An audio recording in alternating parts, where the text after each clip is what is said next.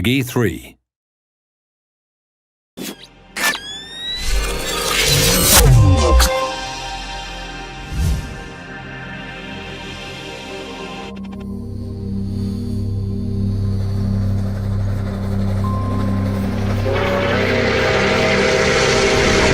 Trainz New Era really is a whole new beginning. Very big project. It's probably the biggest thing we've done in Trainz history.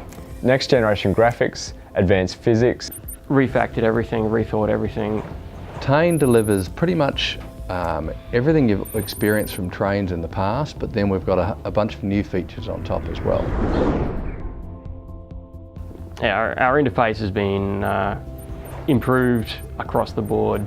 We've basically tried to simplify things so that you're only ever a couple of clicks away from where you want to get to. So that allows users to load up the routes menu in one window to see what routes they have access to, while loading up Content Manager in another window, having the launcher available in another window, and maybe even loading one of those routes up. So they can potentially have unlimited number of windows open to be using Trainz all from the one database. Several years ago we decided that we had to create a new underlying architecture for Trainz to take us into the future.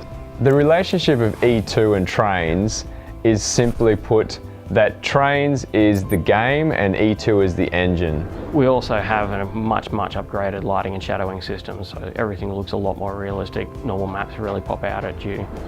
It's not a bought off the shelf engine. It's written custom for us, by us. What it means to an everyday gamer is that you're going to get much better graphics, you're going to get much smoother results. As you move around the world, everything's going to stream in smoothly. They're going to get the best experience they've ever had in Trainz. They're going to be driving along. Driving through a forest and all the trees having a shadow on the ground, cast dynamically from wherever they happen to be. You see that tree waving backwards and forwards? The shadow moves at the same time. It's brilliant.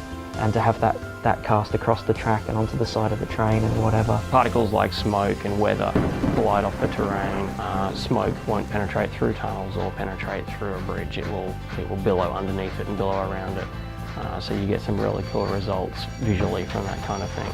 That and the lighting effects are much crisper, much deeper. You get more bright highlights, more specular, more reflections, more bump maps. It brings a lot of detail out in the world. The loco is going to be ramping up, the smoke's going to be billowing in their face. There's going to be no pauses whatsoever because the engine is going to be taking care of laying off all the processing it needs to do to multiple cores and not getting bogged down on one core having to do everything.